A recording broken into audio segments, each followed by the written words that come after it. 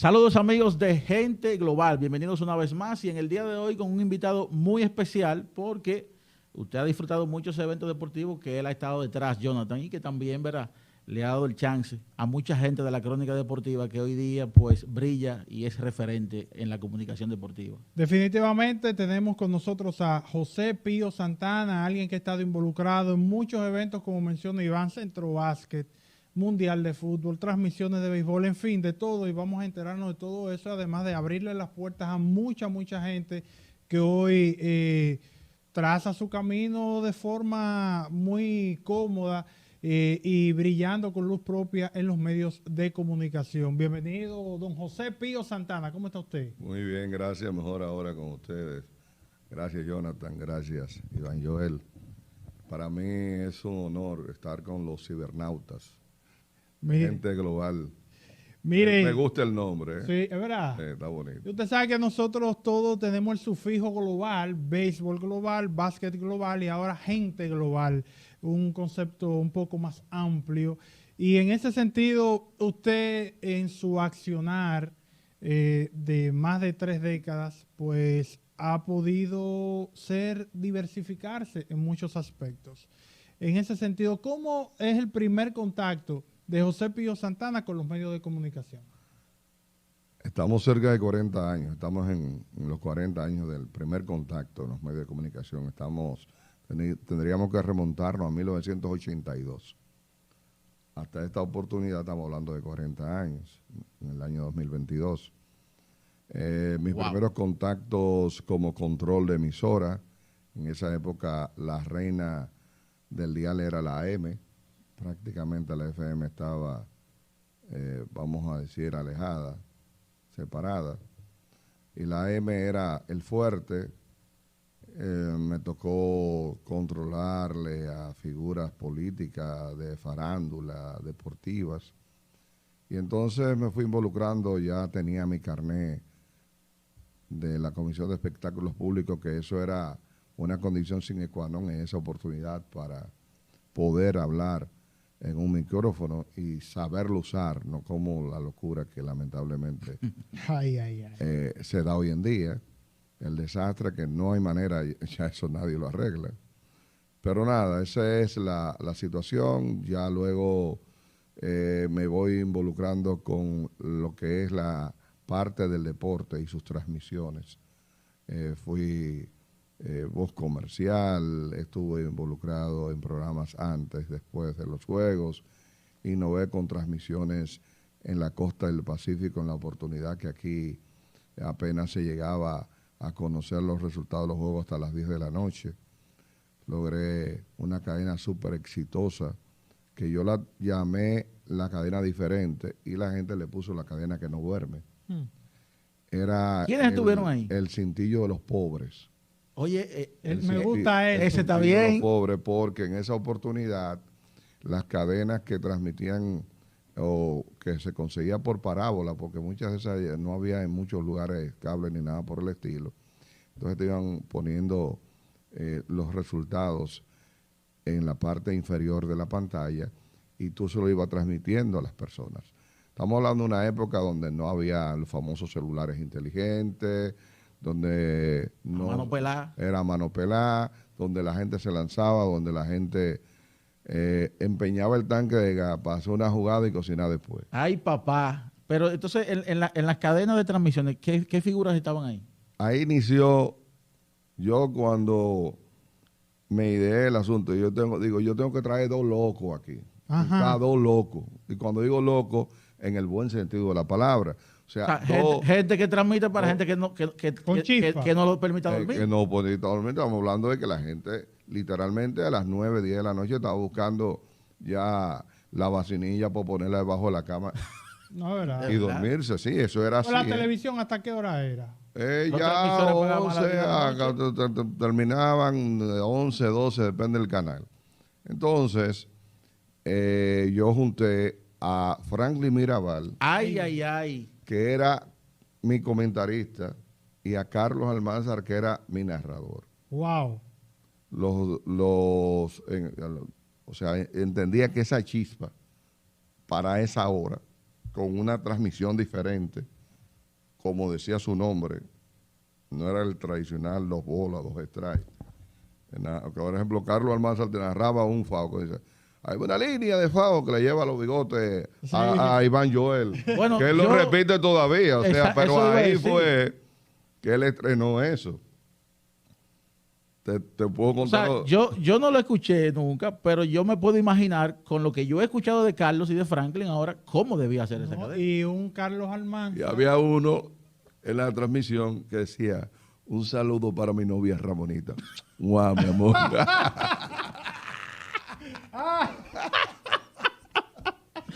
Oye, pero eso es innovador.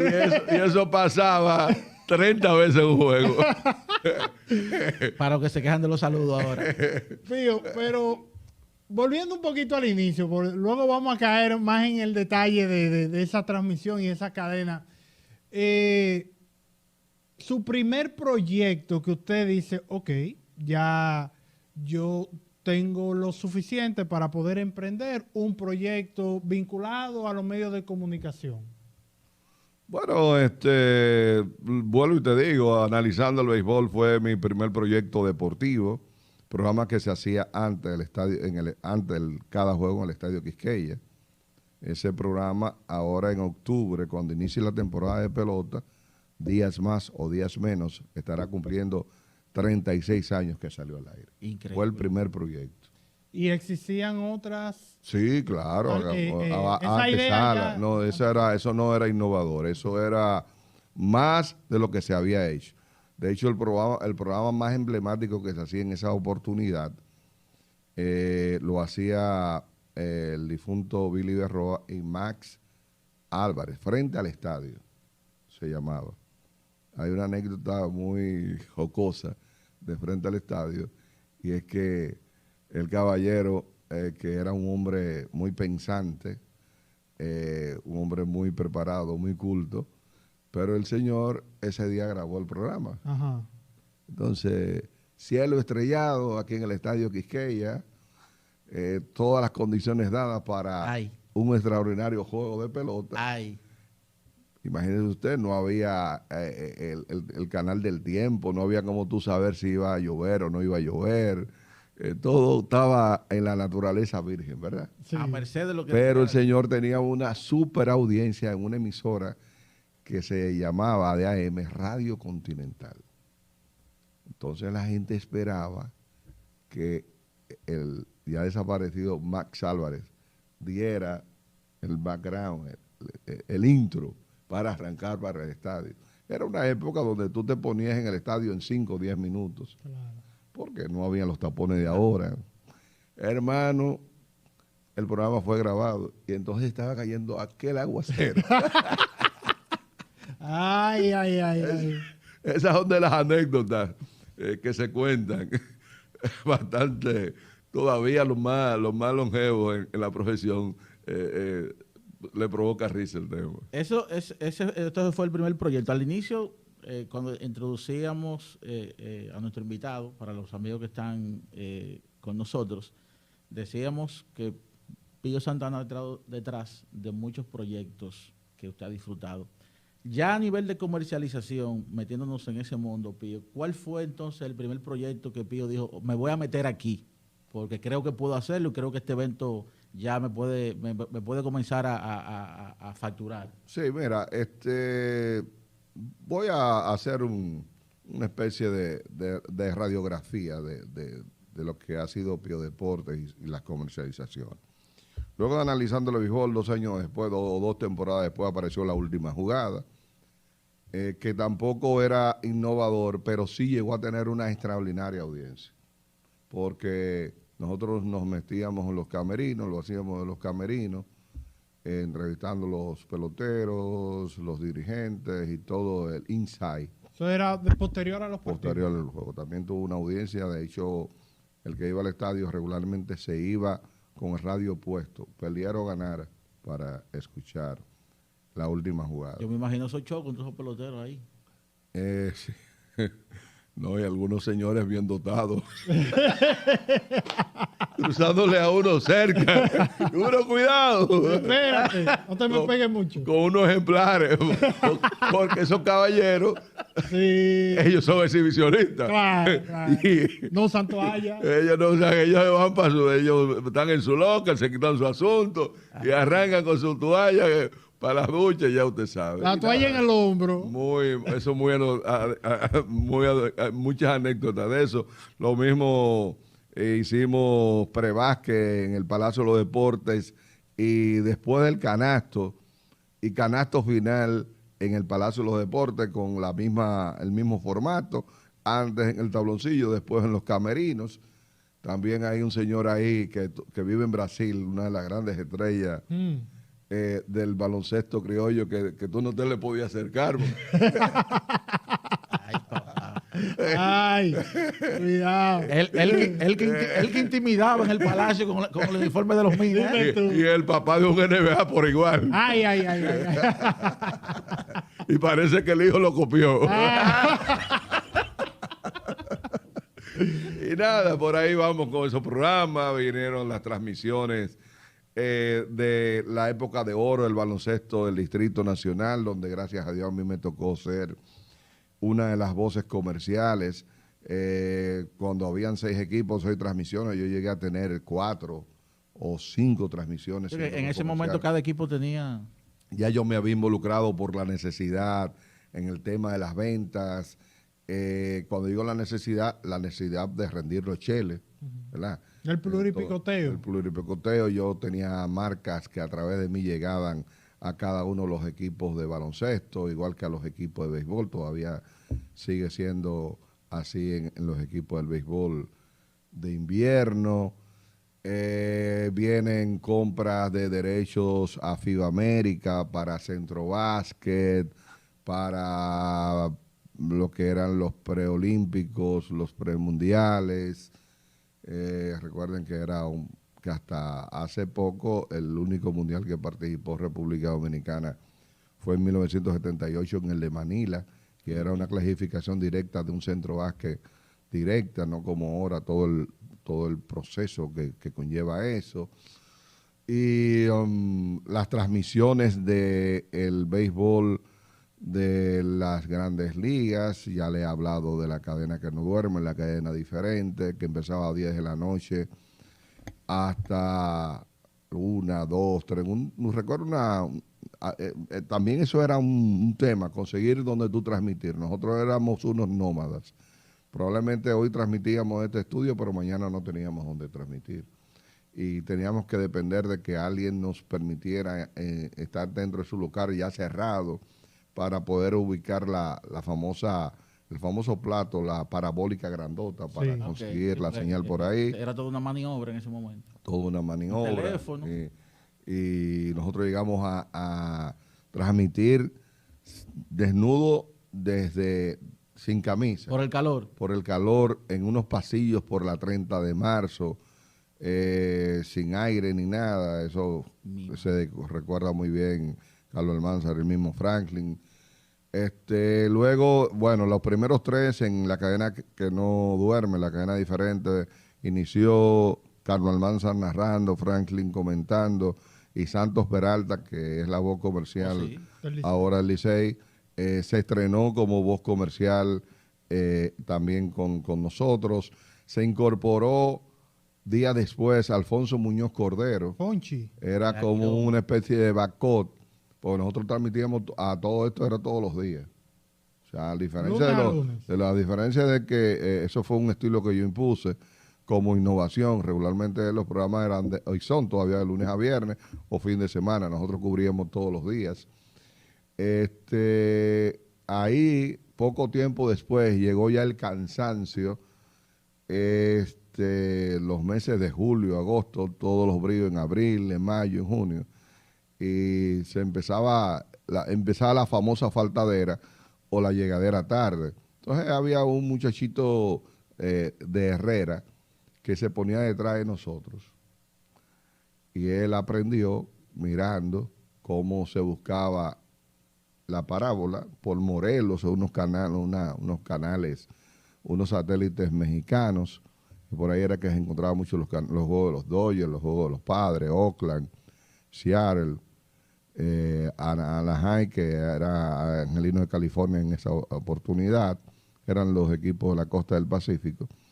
Y ese que se paraba atrás, ese chiquito, él aprendió la menéutica, aprendió cómo conectar desde una línea telefónica, un teléfono literal, a una consolita, llamar a la emisora para que el control que tuviera ya te pudiera sacar al aire. Y él, pobremente en el momento, aprendió a narrar, a comentar y a leer los comerciales y a sacar la transmisión al aire. Ese muchacho vive ahora en Orlando, en Kissimmee, exactamente, y es uno de los más ponderados ahora mismo en ESPN, se llama Enrique Rojas. Wow. ¿Comenzó Enriquito entonces? Empezó por ahí. Con razón está en ESPN. ¿Cómo llegó Enriquito a la transmisión? Usted menciona que él se ponía detrás, pero lo llevó a alguien. Mira, Elvis llegó de la mano de Franklin Mirabal. La historia es que Franklin trae a Enriquito, lo saca de Herrera, y Enrique trae a Rafael Díaz. Okay. Esa es como la continuidad, trayéndolo de Herrera. Y Rafaelito a su vez trajo a otro que vive en España ahora, que no hizo tanto tiempo de crónica, pero lo estoy visualizando, pero no recuerdo El nombre. O sea, eso fue la dinámica que como que ellos hicieron ¿Y Carlos en Escalera. Almanzar cómo llegó?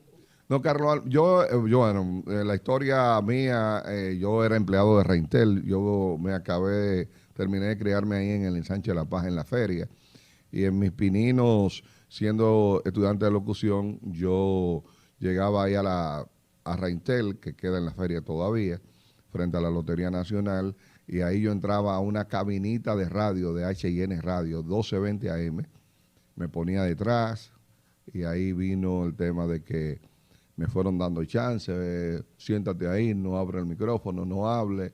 Hay un locutor que vive en Estados Unidos, se llama Frank Reyes, que en esa época era más famoso que el Frank Reyes, el bachatero. El bachatero, que le agradezco esa primera oportunidad de sentarte por lo menos detrás de una consola, igual que a Chuchu Vargas, que era gerente de mercadeo y promoción de Compañía Anónima Tabacalera en ese momento, Cigarrillo Montecarlo, valga la cuña, que tenía un programa que se llamaba Deportiva de Hoy, que yo le controlaba, y también ya después me adherí a él, pero no era un programa producido por Pío Deportes, estamos hablando de 1982.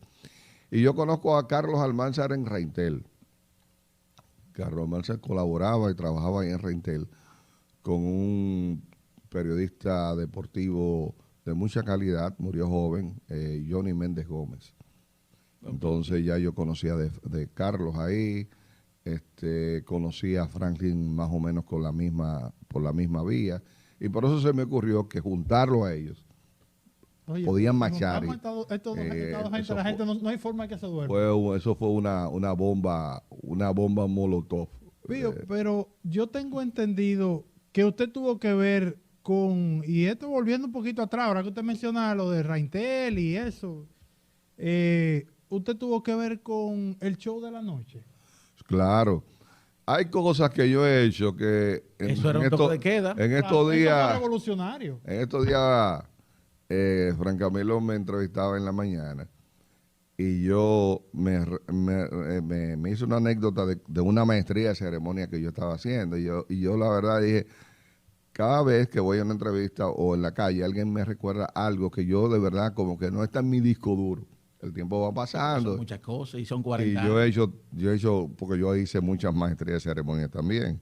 Entonces, en el caso del show de la noche, yo ya me había destacado.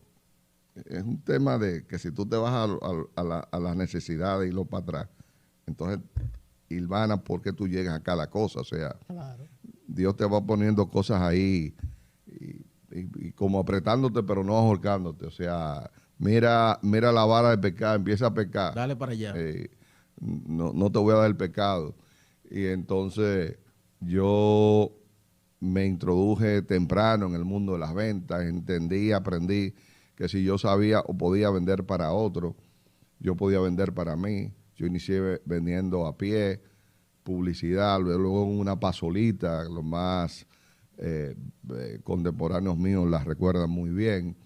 Y entonces ya se había regado la fama que Pío vendía, o que Pío sabía vender. Yo nunca he hecho ningún curso de venta, ni nunca he leído un párrafo de venta, ni nunca he escuchado una conferencia de venta. O sea, así se dieron las cosas. Pero tiene más de 30 años vendiendo. Exacto. Bueno, pues, mucho más.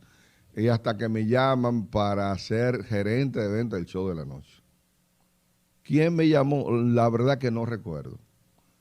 Ahí hice una muy bonita amistad con J. Eduardo Martínez, que en paz descanse, y Jochi Santos.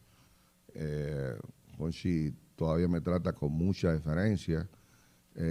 Compartimos momentos muy bonitos. Y así me involucré también en ese programa que, como ustedes dicen, fue innovador. Fue un programa que regularmente la televisión activa llegaba hasta las 10, 10 y media de la noche. Y estos dos jóvenes en la época se inventaron una producción para llegar hasta las 12 de la noche y con muchos chistes, a veces un poquito doble sentido y mantener ya las sociedades iban despertando y ya las sociedades provocaba tener una dinámica.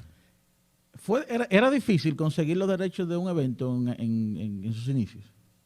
Mira, siempre ha sido difícil o no. Lo que en esta, como todo en la vida, lo que en esta época están súper encarecidos. Porque hay más gentes apostando lo mismo y eso encarece el producto. O sea, es un tema de oferta y de demanda, es un principio económico. En esa oportunidad, los precios eran diferentes, menos gente se preocupaba por eso. Yo creo que ahora es más difícil que antes. Por la competencia. ¿Cuál fue ese primer evento que usted dijo, me voy a tirar aquí y voy a tratar de conseguir esos derechos? ¿Un centro básquet? Un centro básquet. Sí. Un centro básquet que yo recuerdo. Que en aquel entonces era un formato de una semana. Sí, era. Ahora la cosa también ha cambiado en ese sentido. Un centro básquet, sí, fue más. Estaba muy, aunque he estado ahí también con el béisbol, pero estaba muy, muy involucrado con traerle esa señal o esa información a la gente de su selección. Regularmente las primeras fueron incluso de radio, no de televisión. Pero estábamos hablando de que, como le digo, ya con la magia del aparatico ese, como dice la gente, sí, ya ahí está todo. Usted tiene el mundo a su alcance. Estamos hablando que fácilmente su selección jugaba hoy y tal vez mañana usted se enteraba. O a las horas. Y la gente estaba ávida. Estamos hablando de que un juego normal en la época, había una fiebre tan grande en los baloncestos que un juego normal de un miércoles en el Palacio de los Deportes usted encontraba fácilmente 8 o 10 mil personas. Una doble cartelera de un viernes o un domingo, si usted no llegaba 2 horas antes al Palacio de los Deportes, usted no iba a entrar. Lo mismo sucedía en Santiago, en el torneo superior de la Romana, de San Pedro de Macorís, de Barahona, para mencionar los más emblemáticos. En esa época el Puerto Plata no tenía techado. Y lo cierto es, Centro Básquet en 1995, las personas rompieron las puertas de cristal del Palacio. Ese juego contra Cuba, eso fue una cosa. Y de hecho, las personas de FIBA pararon el juego en más de una oportunidad porque realmente las personas estaban sentadas en el tabloncillo con los pies sobre la raya. ¡Wow! Y ya en el pasillo donde se venden las pizzas y se venden los aibes en el Palacio de los Deportes, en ese pasillo redondel, las personas estaban ahí. Y como se enteraba el que estaba detrás del que estaba detrás del que estaba detrás, era que el que estaba un ching adelante le decía, fallamos, metimos. Una locura. Wow. O sea, una locura. O sea, no sé cuántas imágenes de eso aparezca por ahí, pero yo que he estado incluso en eventos políticos, religiosos y de graduaciones dentro del Palacio de los Deportes, nunca he visto algo tan abarrotado. Usted, que en ese centro básquet, usted estaba en la transmisión, le tocó comercializar. Yo era parte de la voz, yo era la voz comercial oficial, comercialicé también. En esa oportunidad los derechos de esa comercialización lo tenía una empresa del empresario Chichi Selman, con Omar Hasbun, que era el gerente. Ahí estábamos en el equipo de venta Odalí Santiago, mi compadre, que en paz descanse, Leo López, un servidor. Y en las transmisiones como tal, yo era la voz comercial, estaba Franchi Prax, estaba Leo López, estaba Osvaldo Rodríguez Uncar, y ¿quién más? No recuerdo qué más se me pueda estar quedando. Vamos a decir entonces que una segunda etapa de Pío pudiera ser ya el bloque. ¿Cuándo la gente comienza de manera habitual a recibir la programación del bloque Pío Deportes? Bueno, cuando el éxito tan grande de la cadena que no duerme, de 10 a 12 a 1 de la mañana, a veces a las 2 de la mañana, iba a ser una anécdota ahorita rápido, que un día yo iba hacia mi casa tipo cerca de las 3 de la mañana, luego de un partido, nunca se me olvida, Oakland y los Tigres de Detroit. El juego terminó 17 carreras por 12, una locura. Y cuando yo voy para mi casa, en esa oportunidad yo vivía por los kilómetros, por el malecón, yo iba pensando en una guaguita platanera que era lo que yo tenía en ese momento. Digo, esto no, a esta hora, esto no lo está oyendo nadie. Llego, duermo 3 o 4 horas, 5 horas, momento de despertarse para llevar muchachos al colegio y el corre. 3 o 4 horas, no dormí más. Al otro día, de que llego los muchachos al colegio, inmediatamente me involucraba. La venta era, no había correo electrónico ni nada, eso era buenos días, yo soy fulano de tal, vine a traer a ver si le interesa tal cosa. Eso era puerta a puerta, como hacen los testigos de Jehová. Y yo, las 5 primeras oficinas que visité, hubo por lo menos una persona que me dijo, nunca se me olvida José Ginebra, me dijo, pero ustedes sí son bárbaros, ustedes no dejan dormir a uno. Se tiró su juego. ¿No me entiendes? O sea, es una locura. Entonces ya, ¿cómo viene el tema del bloque? Ya yo digo, bueno, pero que de ahí también ya salieron figuras. Déjame coger coger y empalmar y coger un horario de 7 de la noche. O sea, hacer también los Juegos del Este, los famosos juegos normales, tradicionales. Y es cuando yo empalmo 7 de la noche hasta 1 de la mañana y 2 de la mañana. Ahí incorporo incluso ya figuras hechas en los Juegos para el Este. Tomás Troncoso estuvo, Miki Mena estuvo, Orlando Cote estuvo, Osvaldo Rodríguez Zucar estuvo, José Antonio Polifol estuvo, era un bisoño, cuando digo José Antonio Mena, ¿verdad? Claro, sí. Se me pueden estar quedando nombres. Gelo Twenty estuvo. Wow, hay una persona que fue incluso... Una fila larga. Sí, entonces se me pueden... Lo malo de mencionar los nombres... Sí, que puede quedarse uno que otro. Se te puede quedar uno que otro. O sea, cuando digo esos nombres se incorporaron para la parte del este, porque ya la otra parte del oeste seguía con una dinámica de estridente, de chispa. Tuvo Rafael Díaz, una de las voces comerciales, para mí una de las mejores voces que ha tenido República Dominicana, que es Gustavo Olivo. Y se me pueden quedar muchos nombres, tú sabes. Ya ahí viene ya viene el bloque, entonces llega un momento, a todo esto tú tenías que comprar los derechos. En el caso mío siempre los compré, nunca me los regalaron. Hubo otros que tuvieron la suerte de encontrar colchones y yo no encontré nunca ese colchón, hasta que llegó un momento que ya tú dices, bueno, pero no sé por qué se dio el cambio, ¿no? Bueno, pero ya se dejó de transmitir y nosotros seguimos con las horas haciendo deporte corrido. Y paradójicamente se vendía tan bien como la transmisión misma, con la buena noticia de que ya no había que, por el bloque tú no tenías que comprar los derechos. Y así la historia. ¿Y dónde comenzó? ¿En qué emisora? La primera fue H&N Radio. Después H&N Radio 1220 AM, Metro, luego nos vamos a Metro 11. Metro es del grupo Medrano, todavía esa emisora 11 y pico, no recuerdo. Nosotros tuvimos Radio Continental, nosotros tuvimos Radio Clarín, tuvimos en HIZ, tuvimos, porque tú ibas rodando HIZ, HIJB, que fue una de mis casas, de mi alma mater en mi época también como locutor musical y control de programas. ¿Y cómo se da entonces? Porque usted es dueño de RPQ.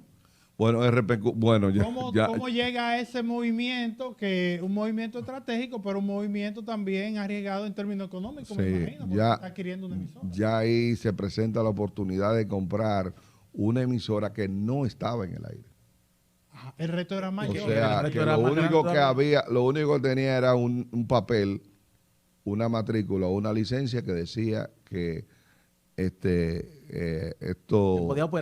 que podía operar.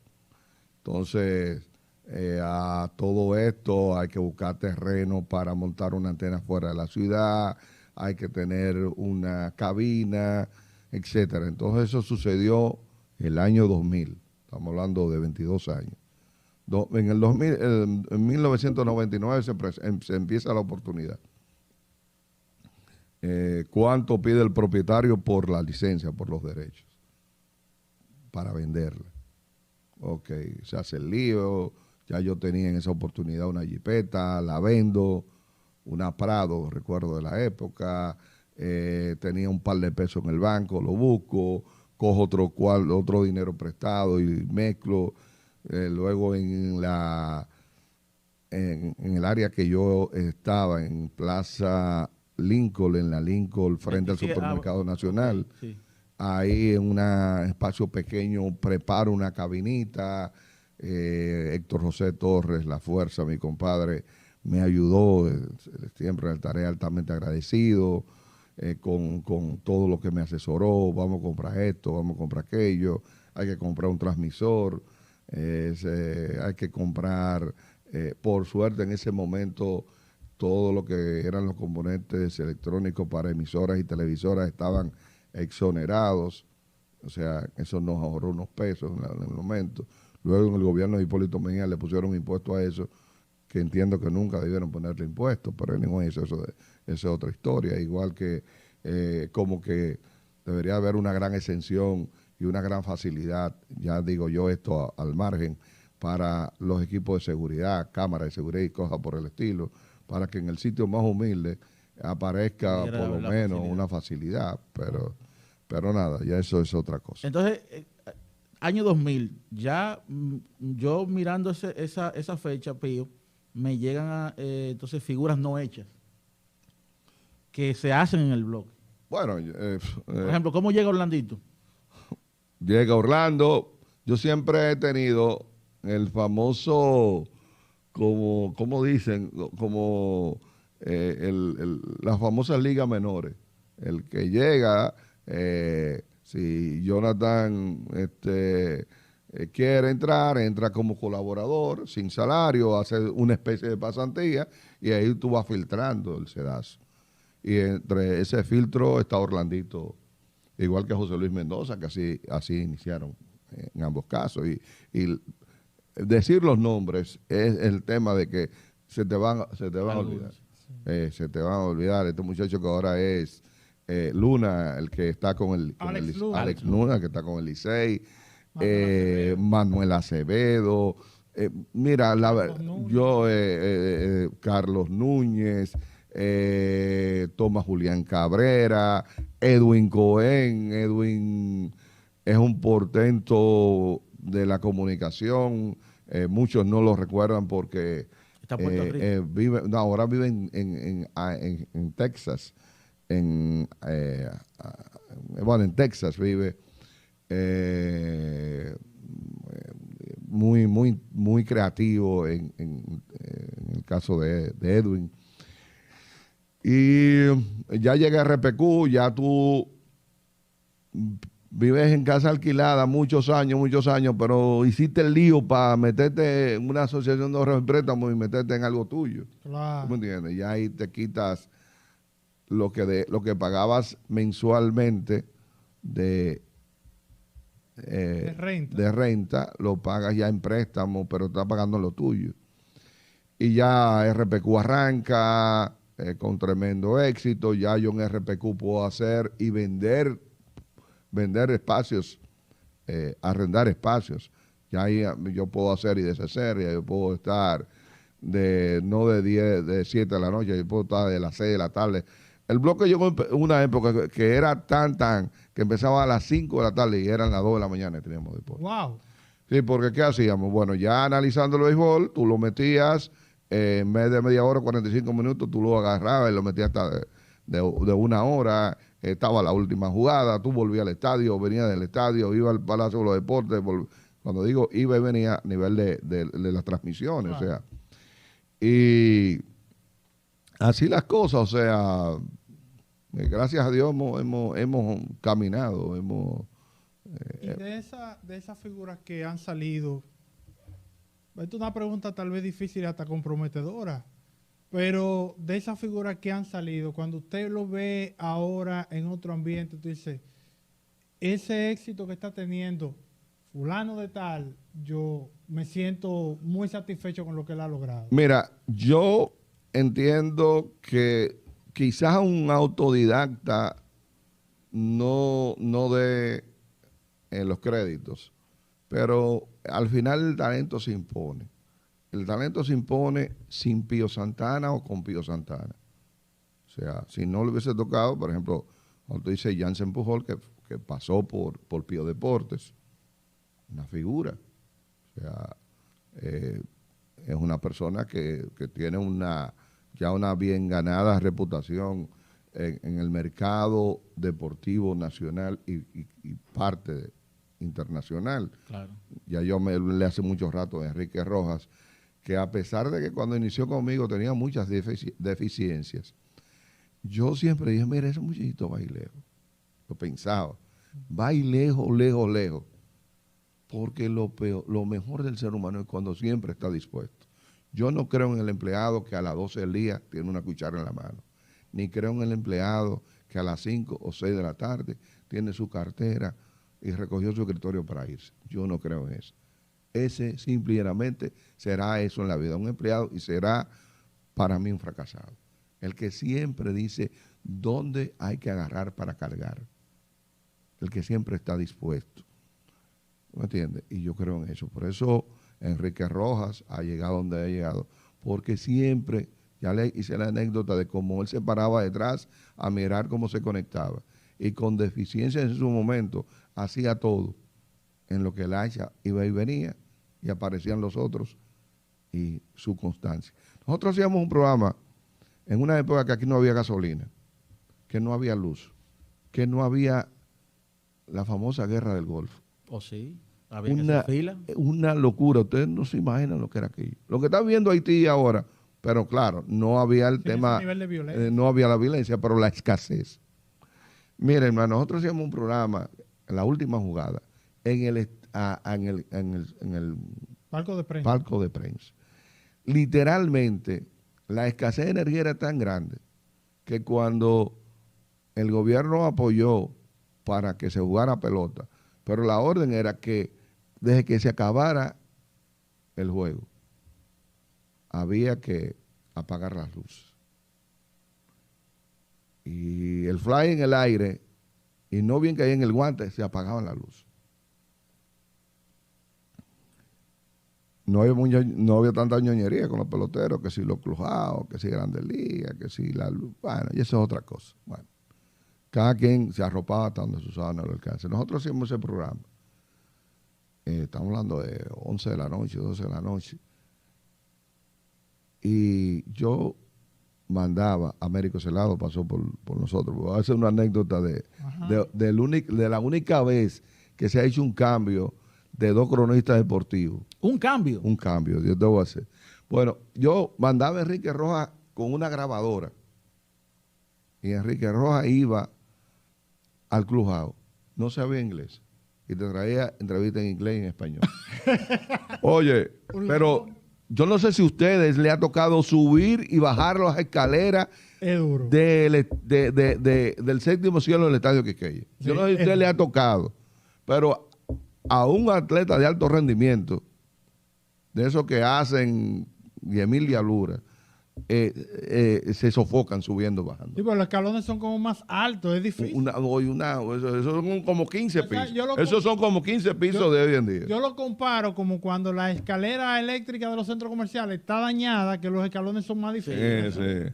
Bueno, el cambio de un periodista con otro, Ajá. en una de esas producciones tengo un vínculo de sociedad con Osvaldo Rodríguez Uncar. Ajá. Ese vínculo al tiempo se separó, pero nosotros teníamos adherido en la producción a Enrique Rojas y a Américo Celado. Sí. Se divide el tema, la relación comercial. Osvaldo arranca por su lado y yo arranco por mi lado. Pero ¿con quién tú te quedas? ¿Con uno o con el otro? Américo estaba más avanzado, diríamos, más desarrollado. Y Osvaldo, de Tigre, se lleva, en el tema que yo me quedo en principio con Américo, y Osvaldo se queda con Enriquito. Pero Enriquito todavía no es el Enrique de hoy en día, ni cerca, ¿verdad? A los otros días me dice Osvaldo, Pío, es más, yo quiero mejor tener a Américo y yo te voy a mandar a Enrique. digo, no hay problema. Y así es la primera y única vez que se recuerda en los anales de la historia de la crónica deportiva nacional que ha habido un cambio de cronista deportivo. Pío, el Mundial 2010, en términos comerciales, es el mejor negocio que usted ha hecho. 2014. El 2014 más que el 2010. Pero fue muy bueno en el 2010. Sí. El 2014 fue muy bueno. Y esperamos si usted lo compara con cualquier otro movimiento comercial que usted haya hecho a corto plazo, algo de temporada como lo es un evento deportivo así, es el más exitoso, los mundiales. Los mundiales. ¿Y qué pasó en el 18? Bueno, ¿encarecieron mucho los...? Yo te hablaba ahorita de oferta y de demanda. Y en esa oportunidad le tocó a otro grupo de comunicación. Y así, hasta que ahora, en el 2022, nosotros tenemos la transmisión para Qatar a través de CDN Radio desde el día 20 de noviembre. Pío, hablando con gente que ha salido del bloque, que uno se junta por razones de trabajo en algún tipo de evento o equipo, lo que sea, hay cronistas deportivos que de algún modo sufrieron algún tipo de rechazo cuando se adentraron a la crónica fuera del bloque, por un tema de que el bloque que se hablaba de resultados, de apuestas, en una época ahora donde ya incluso hay equipos de baloncesto y grandes equipos que tienen hasta un patrocinio de una casa de apuestas. En esa época era más difícil. ¿Sintió Pío en algún momento ese rechazo? Bueno, yo no sé si algún integrante que luego pasó a otra demarcación de comunicación lo sufrió. En el caso de nosotros siempre fuimos bien aceptados, porque si bien el fuerte de nosotros para algunas de las producciones eran los resultados y los pronósticos, también abarcábamos otras dimensiones del deporte. O sea que realmente todo lo contrario. Por ejemplo, Orlandito Méndez trabajaba, yo cancelo a Orlando Méndez. ¿Cómo? Y a Orlando hace esa historia y él dice que me agradece esa cancelación. Yo soy de los que mi historia como empresario del deporte, con todo el que ha pasado por mi lado, a mí me cuesta cancelar a una gente. Entre empleados, desde mensajero, secretaria yo creo que yo no llego en toda la historia, en casi 40 años, a haber cancelado a 15 gente. Cuando mucho, y no creo estar cerca de ese número. Sin embargo, a Orlando siempre me venía con un cuento. Él tenía que estar en el estadio a las 5:30, 6 de la tarde. Que yo vivo en los Guaricanos, que la hago. Digo, ¿a qué hora tú sales? No, yo salgo a las 4:30. Digo, si tú sales a las 4:30, sales a las 3:30 y verás que vas a llegar a tiempo. Bueno, el otro día llegaba más o menos ahí, hasta al tercer día que volvía a la misma historia. Y Lo mareaba por los días. Se repetía. Él todavía no estaba definido, porque le gustaba la crónica, pero él era vocero. Yo no sé Sí, claro.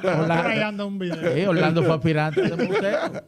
Entonces, ya me harté, cancelado. Bueno, el hombre se quedó en el aire, ¿verdad? Hasta que engrampó en CDN, y yo qué. Pero él entendió ese mensaje que yo le mandé. Es que los medios de comunicación son exactos, y más, por lo menos este tipo de plataforma te permite grabar 1 hora después, media hora después, pero los medios tradicionales en vivo son exactos. Y usted, cuando abraza ese tipo de profesión, sabe que usted no tiene sábado, que usted no tiene domingo, que el día de Fiona usted tenía que estar cumpliendo. No importaba lo que usted comunicara. Es así. Si usted no tiene disciplina. Entonces, Orlando, que me tiene un gran afecto. Bueno, José Luis Montilla también es del grupo. Es que uno se le van ocurriendo nombres. Es que por la mano suya pasa mucha gente. Van y vienen. Entonces, y se me van a acordar. Ahorita empiezo, se me van, me vienen y ya tú sabes. Corporán. Juan Ramón Corporán. Juan Ramón. ¿Tú sabes quién trabajó conmigo? En estos días me lo recordó hasta Pechera Guillén. Wow. Carlos Nina Gómez, sí. Hasta Pechera Guillén en una producción de antes de los juegos.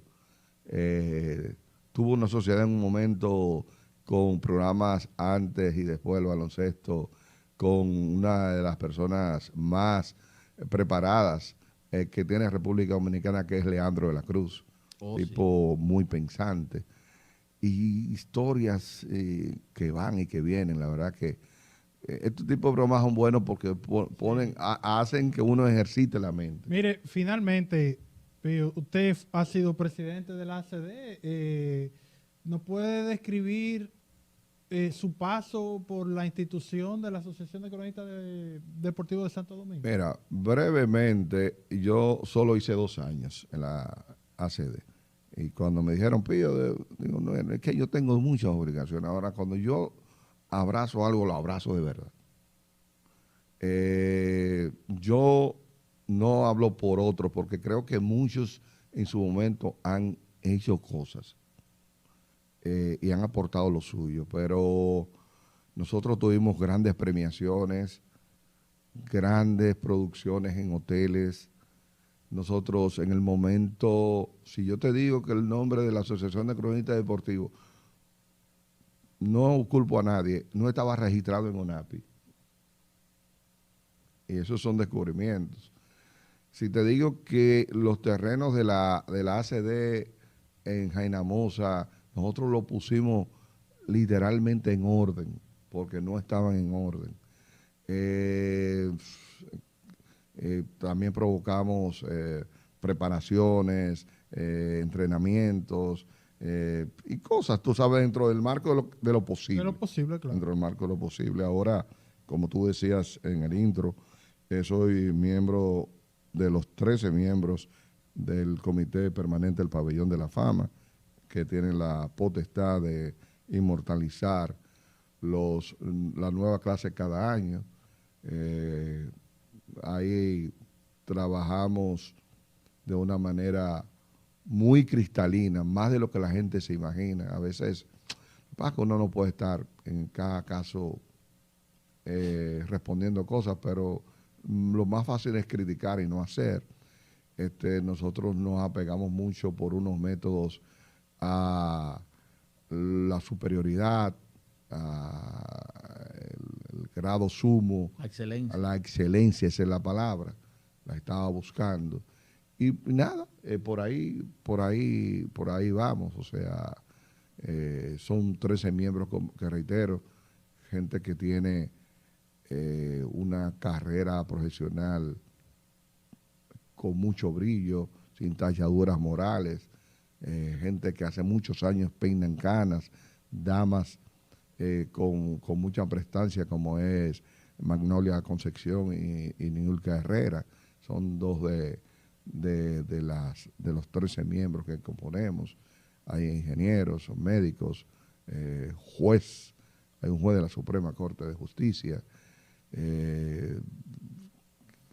¿Qué le digo? O sea, los debates son intensos, yo me imagino, duros, rabiosos. Estamos hablando de un trabajo de 12 meses al año para en noviembre exaltar, llevarla a la inmortalidad deportiva. ¿Qué por ahí viene? Pío, ¿baloncesto o béisbol? Uno de los dos deportes, ¿por cuál usted se decanta? Mira, Usted la mete de 3, de que... anoche, En la Liga de Cronistas. anoche estaba yo jugando en el Club Mauricio Báez. el hombre de baloncesto. Yo dejo de ganar pesos. Para mí tiene que ser algo muy, muy, muy grande para yo dejar de ir los miércoles en la noche a jugar mi baloncesto o los domingos a las 8 de la mañana. Es así. Yo me bebo un trago social los viernes y puedo acostarme tarde para el sábado. Ahora, ya del sábado para el domingo, la noche del sábado, tú me ves en cama ya Temprano para... 9:30, 10 de la noche para mi basquetbol los domingos. Bueno, pues mira, Ahora soy escogidista a rabiar, Ay, sufrido, sufrido. aquí en el estudio son escogidistas también. O sea, pero una locura que a mí no me ha podido quitar eso. O sea, eso lo heredé yo de mi difunto padre. Tú no te imaginas cómo yo abrazo el tema de la pasión por mi equipo en la pelota dominicana, a pesar de que tengo 30 años involucrado con todos los equipos. Claro. O sea, varias de las marcas que se anuncian en radio, televisión, vallas, son justamente agenciadas por Pío Deportes. Mire, entonces, como parte de la entrevista, para que nos firme ese balón, y eso va a ser parte de nuestro set, ahí es el sello de que usted estuvo por acá, José Pío Santana.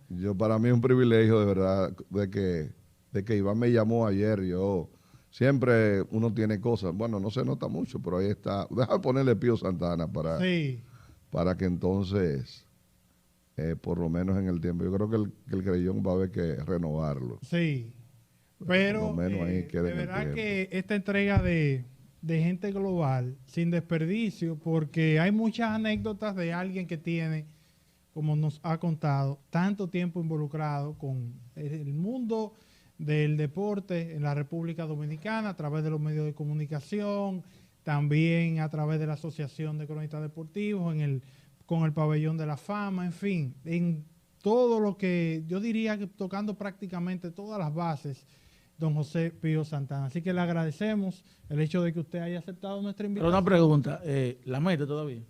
Las tiro y algunas caen. Algunas caen y la verdad que es excitante. Sí. Es excitante. Eso sí lo creo, de verdad. Pero yo como que canalizo el S4, el S5 cuando estoy jugando mi basquetbol. Pío, Eso es así. Señores, a la orden siempre. Bien. Y mucho éxito, de verdad. Yo sé que ustedes son dos fajadores. Bien. Nuestros amigos de Gente Global, yo sé que van a disfrutar esta entrevista como lo hemos hecho nosotros, así que nos vemos en el próximo capítulo.